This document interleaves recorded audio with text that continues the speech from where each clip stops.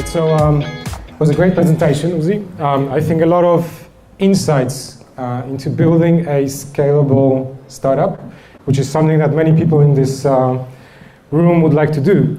So we sat down with Piotr and we prepared our own list of 5 things we would like to sort of talk about and ask you. So first of all, what I want to talk about is how it all got started, right? So CRM software and the whole CRM space is pretty crowded and it's nothing new. So Salesforce, the biggest company in that space, pretty old. Right?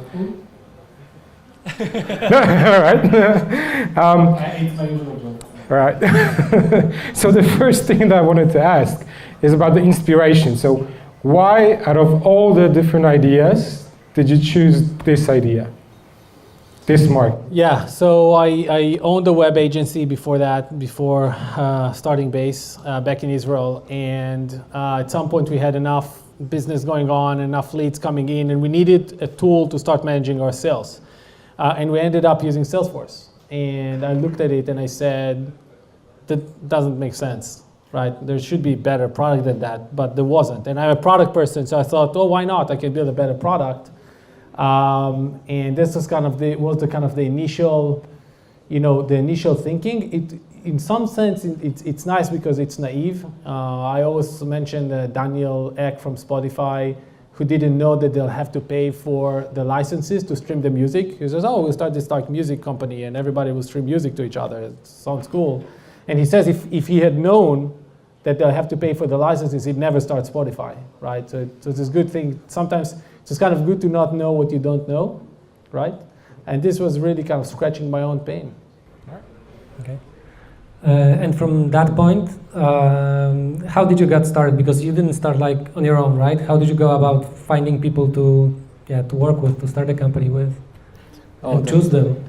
It's such a long story, but kind of trying to summarize it. So again, I came from a product background, so I started designing the solution that I thought should be the solution. Just really prepared the designs, and then kind of almost at the same time sold my company. So couldn't really work with people in my company, in my previous company, and I said, okay, I need to find people to work with. And I started searching online, kind of sounds weird, for people to work with. And most of the things that I saw was companies, freelancers. Their work was really not great, to say the least. But then I found kind of a team that was based out here in Krakow, and they actually had a cool Flickr page. I still remember that. With pictures of the team, and I said, well, those people look like interesting. So I just emailed them, and they chose to answer. And several weeks later, I flew into Krakow, and rainbows. But it truly wasn't that easy, because Applicake was obviously a software house, so they had a couple of different business models. So on one side, it was serving clients, and on the other side was building the product. Yeah. So if you can talk about the early days when you decided that you want to do it together, so the transition from a software house sort of thinking to a product-oriented company. Yeah, I think that one of the things that we've made that was a good idea to do that was that we approached it in a way that was not kind of disruptive in any sense. We said, okay, let's start working together. Let's figure out, let's kind of build an alpha version of the product, put it out there, start learning about the market, see if it makes sense. It was not like, okay, whatever, let's leave everything and start going after that. So in some sense, the beginning was a little bit more cautious. But again, thankfully, because I could design and I worked with, I think he's here, no? Where is he? I saw him, Jacek? Where is Jacek? Oh, here's Jacek. And Jacek could code, and we kind of worked together and built some stuff together. And then when it got to the point where we saw, you know what, that this thing can be big, it's when it kind of got married in a more official way, right? So let's say you're now at the stage where there's a group of you, right? Like a few people working on this one idea. Did you think about who's going to do what from the very beginning, or did it how do you split roles and think about those things? It's a great question. So we were raising the first round of funding February 2011. So the first year and a half was really trying to see customers, but nobody was really doing it full time. I was studying in the United States. I think around was October or November 2010 where we said, okay, we're going after that. And then 2 or 3 months later, we raised a round of funding. And the investors asked me to send them the org chart, the organizational chart. I was like, shit. So I remember having a call with Bart and Pavel, and I was like, okay, who's what? We have to decide on the titles. And actually, I got it wrong. I thought that I kind of came up with the titles. I said, no, actually, I'll do that and I'll do that. But at the beginning, everybody really is doing everything. So there was no sense for us. I must admit that even in our B round, so 2 rounds later, right, when the investors asked us if you can give them an org chart, I was still saying shit. Okay, we have to come up with something because it's kind of evolving and changing all the time. So I think we moved to the sort of second type of questions around the team and the culture. As I talked to Piotr and I read about the history of Base, at the beginning you were working remotely, so it wasn't like a team sitting in one room, basically spending all the time together. So how difficult was it to sort of be in that initial stage of basically forming the idea, forming the product, and not being in the same sort of room? Was it difficult? What were the challenges there? Yeah, there's always difficulty with remote work. Some jokes internally as we kind of try to think about the future of technology. My joke is always, let's get video to work, right? Video chat to work properly. So there's always challenge with remote work. I think what we did, we had a lot of great communication. I think we over-invested in communication tools. We always had 6 different channels of communication. And we cheated a little bit, right? So I spent time in Krakow, and then the team spent time, and at some point kind of slept in my house, and we were kind of working together for several months from Chicago back then. So it was not real remote. And when it was remote, it was after we kind of built a relationship and we're communicating on a daily basis. And how big was the team at the very, very beginning? So the co-founding team? 5 people. 5 people. Do you remember your first hire?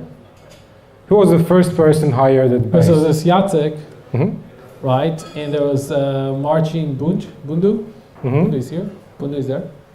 And those were really kind of the first kind of people that worked actually on the product. And as I sort of understand, they came from Applicake, so they weren't really from outside of the whole organization. So who was the first sort of person to come totally from the outside? Oh, now it's just a joke that I have to make. Sorry. So that was the 2 people. One of them is Michał Bugnu. I don't know if he's here. And then our worst hire ever, Antek. So, sorry, I had to make this joke. I promised him that I'm going to make this joke. So now Base is how many people?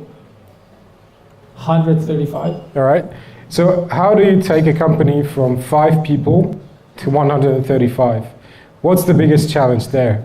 I think it's 1 person at a time. No, but I think there's some, when it's 5 and you grow to 8 and then you grow to 10 and it's still kind of the same. But you have just numbers, and I think about it, 15, 20 is okay, oh, whoa, we need to do things differently now, and we need to kind of think about how we work together, right? And then there's also another big factor to that is who are those people and what is their role, right? So if you hire people, let's say in only engineering, right, and the first 30 or 40 people are only engineering and everybody's kind of doing the same thing, you have to start thinking about the structure in a more organized way. But as you start adding more people who, for instance, are not from engineering, that's kind of another layer of complexity because those people are doing a completely different thing now. So I think the biggest things that you would want to watch is, okay, when the team becomes at the point where you have to rethink how the team is structured, and the other point you want to watch is when you add kind of a new area of work in the team, like marketing or sales, that creates kind of a new interaction between people in the company and so forth, right? Well, one of the sort of things that people might think about startups is that these types of organizations are very relaxed, very open. There's probably some areas around weed, but when was the time, or is based at that point already, that there is a sort of management layer? There are top managers, there are middle sort of level managers. How did that sort of evolve within the organization? Yeah, so it's a great question. The way we think about it today in Base, we call it kind of an open, organized meritocracy, okay? So what that means is that whenever we have any structure in place, the only reason for that structure in place to be is to be able to organize the work in an effective way. But anything else is completely flat. So I'll give you an example. In Mountain View, I sit in the open space. Anyone can reach out to me. Everybody can talk with everybody. There's no this sense, even though there's a VP sales, for instance, and a salesperson, there's no this sense that if the salesperson wants to talk to me, he first has to get the approval of the VP sales, right? And I think for us, that's a structure that works really well. So it maintains the openness. It maintains that flat communication structure, right, that allows us to organize the work well. We'll have to think about new things, right? I guess if you're 1,000 people, there are new challenges, right? But for us, that works really well. And I think coming back is that not compromising on your values, because it's very easy to submit to the concept, let's just have this like hierarchy and everybody will report to everybody and approval process and forms and fill out all these forms and if you want to talk with me, right? It's very easy to submit to that with what everybody else does, right? It takes some thinking to come up with a different thing, and for us that worked well. All right, so one of the questions that often comes up when I talk to entrepreneurs, especially startups that are just at the beginning, is the sort of struggle of hiring the best people possible. And you talked about that a little bit. So do you sort of hire from within when you want to promote someone, when you want to hire the sort of next level of management, or do you actually look for outside of the company to bring in more experienced people? How does that sort of affect the culture and the relationships between the people? Yeah. So frankly, when you're trying to grow the team quite fast, you don't have the privilege, right? And you really, I think we're trying in a very objective way to think about who's going to do that job in the best possible way. And many times, and a lot of times, they're for different things, right? It's people from within, and sometimes it's people from the outside.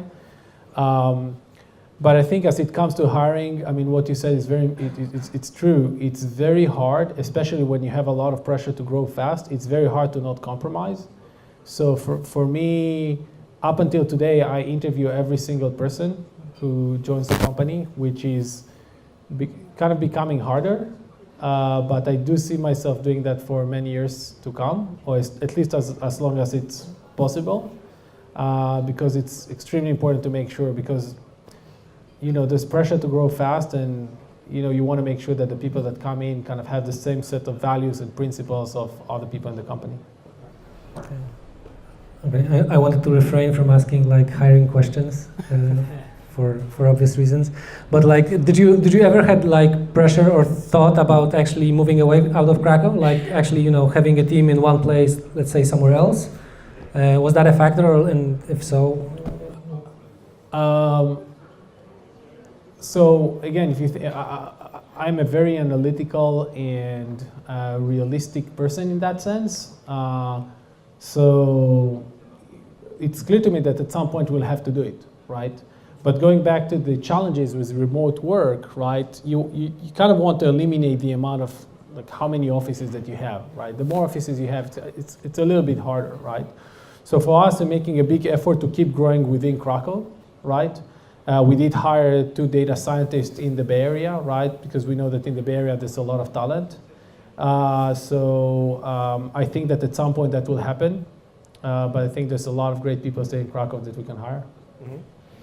Awesome. The sort of next set of questions that I want to move to is basically around funding and financing the company. So you touched on the first sort of 12 months or the first sort of stage of building the company. If you could tell us more about the bootstrapping days, because the funding that you raised wasn't at the sort of the first day when you had the idea. It was much later in time. So how did you sort of get by without any outside financing? What were the struggles? And what did you actually have to prove to get that first seed round? Yeah. So yeah, in general, I think that the idea of bootstrapping, at least at the beginning, right? If you can do it, it gives you a lot of leverage. Actually, I think that if you don't do it, you don't really you stand a chance, especially if you're a first-time entrepreneur, you don't stand a chance to raise money. So you're kind of forced to do it, right? In our case, I sold my web agency before that, so I had some money. So I definitely invested from my own money, and that kind of helped. Now, it wasn't, it was a rather small company, so it wasn't kind of a massive outcome, but it was enough to kind of sustain us at the beginning. And as long as we could run with that money, that was great. And at some point, it's like, okay, we have now some customers, we have some product, right? And we can go out and actually talk with investors and share with them what we think about this market in a kind of more organized way, and actually show some proof points that we know what we're doing, right? And that was enough for us to raise that seed round. Now it's a little bit published in terms of seed rounds. So there's a lot of capital because of very low interest rates, and many people trying to get into startups. I wonder how it was in 2010 when you raised your first round. How difficult was it actually to convince investors? Because the market that you wanted to operate in, that wasn't something very hot at that time, I think. Yeah, I think that in general the environment was not great. We were lucky for at least the first round that we had. The seed and the wave were terribly easy. And I use the word terribly because it was in some sense terrible, because we thought we were going to go for the B and just everybody's just going to throw money at us. But the seed round, literally, we had like one meeting and we got the term sheet the same day. And like, okay, why is everybody complaining that it's hard? It's actually rather easy. But I think when you think about it, when I analyzed it, and thought about it, kind of in a retrospective kind of way, and I said, actually, what happened there is that there was a person who was tracking us for 3-4 months, and he was seeing a lot of the progress. So it was kind of it's not like we just met his partners and gave us money. He was like ready to give us that money. So it's not we met a random person in the street and he threw a check at us, right? So I think you have to think about it. But I think in 2010, the situation was just end of 2010, beginning 2011, it was just starting to pick up from the 2008 crash and panic in the markets. Very different from what is happening today. Today it's insanity, especially in the Bay Area. It's just insanity. So many startups consider raising money as an important milestone and an achievement. So what did actually change once you raised that 1.1 million? What were the sort of different aspects to the business once you had financing, you had an investor on board? What were the milestones? What did you have to prove next? Yeah, so I think that actually raising money is not an achievement by itself. And I think that it's very dangerous when companies think about it this way.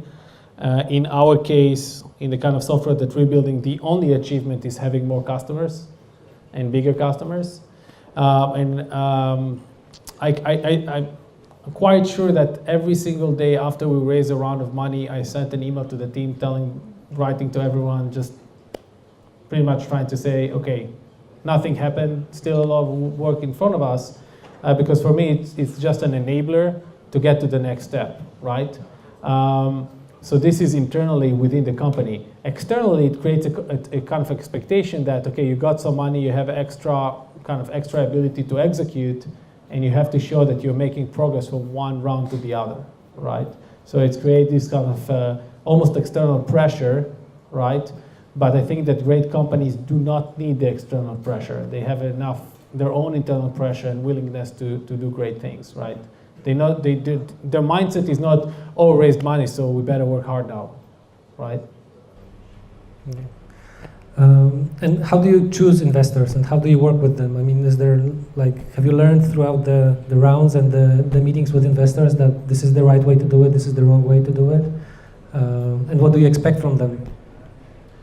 Thankfully for our investors, we didn't learn anything that's wrong. I mean, but I did hear enough horror stories. But even the horror stories that I heard are not as bad as some people might think. I think there's an exaggeration of how much value outside of the money, which is a lot of value by itself.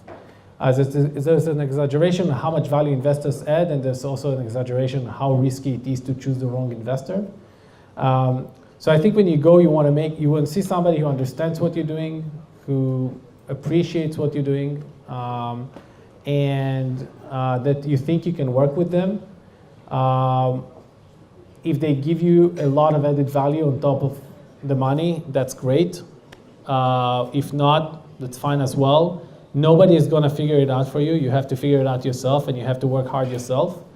And definitely from the downside, you have to protect it. So that's the only thing that I say as a tip, is make sure that when you take money, you're protected in a way that an investor cannot screw you in some sense, right? Now, coming to 2012 and your A round, I think in many instances, the A round is a huge test for startups. So as we all know, it's pretty easy to get seed funding because there are so many investors around. But when you look at A round financing, it pretty much stayed the same across all the years. So not many companies get to that stage. So what was the thing that made the investors invest at that stage in base? And also, what was the expectation after the investment? Yeah, so I think I talked in my presentation about making these bold moves and thinking about things and thinking about the thesis. I think that one of the things that we realized in April 2011 is how mobility is big and huge. And we actually looked at numbers and how many expected tablet devices are going to be in the market. The iPad was rather new. But we looked at it and we said, you know what, we have to invest and we have to build those mobile applications. And we put a lot of effort behind in building great mobile applications. And we put them in the App Store, so we saw great success. And the investors who came on were Index Ventures, had the thesis around, okay, mobility is going to enable a lot of future enterprise software companies. And they saw a growth. And it made that round, as I said, the seed and A were incredibly easy, right? They really, from the first time we talked with Index till term sheet was like 10 days or so, which was great. From A to B, you have to start proving that you're a business, right? In A, you're still selling a potential. In B, you have to start proving that there's going to be a business there. That's what I really wanted to ask. So what was the thing that the investors looked at the A round? So you say it was still mostly the vision. And at the B round, it was mostly what metrics? Sales? Growth? B round is already a lot about the metrics. Again, your end vision and your end goal and the end game make a difference, right? So they want to see that you have a vision. They want to see that you're thinking about the future, that you want to build something that's big, that's going to make an impact, right?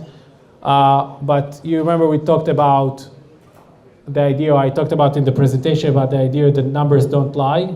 You can tell the most beautiful story, but if you don't have numbers, to back that up, it kind of ruins it, right?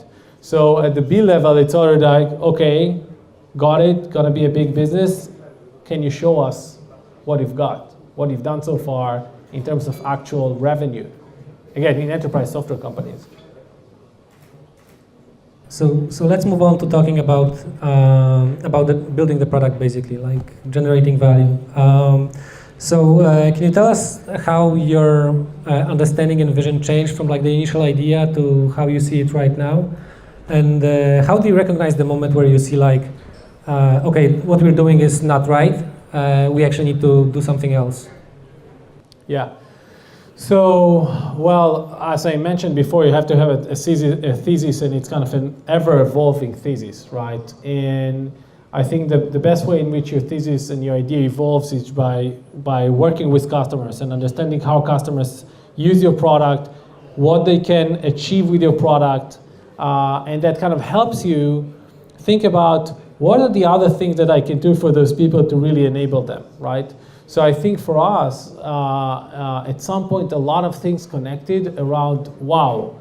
Because when we started, it was like, you know, enterprise software should be better, and it should be better, right? And it was a kind of big driver for what we've done.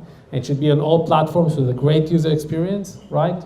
But then on top of that, suddenly we realized, oh, wow, we have all this data now, right? Because all those people are using the product all day long. So what can we do with this data? Kind of this triggers kind of the next level in your thinking, right? So I think things that you learned along the way are triggering the next level, and it always has to be evolving, right? If it's I'm not familiar with concepts or with companies where they had this initial idea and it was just it for the next 10 years. It just doesn't happen. There's also a great debate about differentiation, right? Peter Thiel, a famous investor, he always says that why would you invest in the 10th company, whatever space, the 10th Facebook or the Facebook for China or whatever. Obviously in your space, CRMs, there are a lot of many different competitors in different sort of aspects of the CRM. So how do you actually differentiate? So how do you think about innovation and setting yourselves apart from the competition and also trying to disrupt the leader, the incumbent? What is the thinking around that? Yeah, so with those kind of things, I think always the devil is in the details, right? So first, Peter Thiel invested in Facebook, which was the 5th social network. So he says that, but it was, you know, there was Tribe and there was MySpace and there was a bunch of other companies. So the question is, but on the other hand, it's true, right? If you're just doing what everybody else is doing, you're doomed. Especially in our case, we have Salesforce, it's just such a big brand, right? So the question is, again, goes back to that idea of the customers and what we can enable for them in a different way. It's also very important from a positioning perspective. We are moving away from calling ourselves a CRM because we don't want people to confuse us with what the value they get from Salesforce, because the value that they can get from Base today and definitely in the future is going to be far greater than what they can get from kind of a traditional CRM system. How would you define Base today? Today we call it an intelligent sales productivity platform, right? So it's really focused around sales and helping you sell more, right? And it gets to a point where our salespeople tell the customer, I mean, if you're evaluating us versus Salesforce, you're doing something wrong, right? To try to enable that. So I really think that like I said, the devil is in the details, because you might say, well, there's so many phones there, right? Why make the iPhone? There's so many cars there, why make Tesla, right? So like on a more general subject, so did you ever doubt the direction? Like that you're doing, what you're doing is right? So daily? Not really. What I mean by that is that one of the things that entrepreneurs have to do, and in general people in startups have to do, is kind of manage their own psychology, right? And I think there's a lot of this, there's a sinus function, right? And the funny thing is that you'd expect that as time passes by, the sinus function relaxes. It actually worsens, right? So I think that there are days in which you are like, oh my goodness, we're going to build the greatest thing ever. The world has never seen something like what we've done. It's unbelievable. And there are days it's like, okay, not cool, right? But again, it all ties back to having that conviction and going back to the root things, right? Because I tell you, in our case, and the way I think about Base, I just see the gap that we're opening more and more. The gap is getting bigger and bigger in the product. And I say, nobody will be able to compete with that, right? And as long as you keep your eye on that target, right, you know that you're going to get there, right? One of the sort of final questions that I wanted to ask. Base is a 5-year-old company. How do you sort of think about the last 5 years? Do you think that you've achieved a lot, or is it still just the beginning? What's ahead, basically? Yeah, so, well, I guess there are two questions here, right? I mean, are you happy with what you achieved? And then... It was a tricky question. It's a tricky. And where are you in comparison to what can be achieved? So I'll start with the second one. I really believe that it's always day one, right? I really believe that it's just the beginning for us. We didn't scratch the surface. Not in the product, definitely not in marketing. So many companies that still never heard about what we have to do for them. So from that perspective, I just know that there's such a long way for us to go yet. And I know that a lot of things that we're talking today about in the product, I mean, we're lucky if we'll get them in 2016, because there are big projects and big things that we want to enable. So from that perspective, very, very early on. In terms of how much we've achieved so far and am I happy with the progress, I think I'm very competitive, and I'm very competitive myself, so I'm never kind of happy. So I'm like, damn, we could have been like twice as far as where we are, right? But I guess it doesn't matter. I'll always think that. It doesn't matter how much we'll succeed. You said in your presentation that you had some acquisition offers. Is Base, like in your vision, a monumental company that you want to build, so something that will sort of be alongside Salesforce or even greater than Salesforce and basically a publicly traded company? Or do you think it will end up in an acquisition, but much later? So for us, it's very clear, right? We want to build what we call a legendary company. I wish it could stay private. Most realistically, at some point you have to IPO. But again, it's not a goal. It's another step in your way. So yeah, I mean, we could have chosen the easy path and have enough money for a couple of generations probably, if not more. So, we've made our choices already. So it was one thing to say it before, and it's a different thing to say it after. So, like the last question is like you talk to a lot of people, like investors. You advise startups. You interview people, right? Is there any like general idea that you can give people, like when they're thinking whether they should start a company, for instance, or whether they should work in a startup, whether they should work in a big company? Like, do you see like the types of people that are like good for these things? I think it's very hard to point that. I think that, if you look at a lot of entrepreneurs, they are so different from each other, right? Such different personalities. There are some common traits, right? But there are different people with different personalities that are doing that. I think maybe the most important thing for anyone, based on what they're doing, to think about what they're doing, is just to think about what they want to do. One of the things that amazes me, and in some way I'd say in an interesting way, I don't know to put my finger on that, even more though in the US, or maybe even significantly more in the US than here, but I see a lot of people who come to an interview and just, they're there, but they don't know why they're there. It's just, they're randomly there. They could be in the room talking with me as they could be in anywhere else. And, I ask them some very simple questions like, and they really don't know what they want to do, right? And I'm thinking about it and saying, wow, I mean, we don't have too much time, right? And kind of where you work and what you do is a big deal. So I think you want to think about it thoroughly, right? You want to think about it deeply and know what you want to do with your life, right?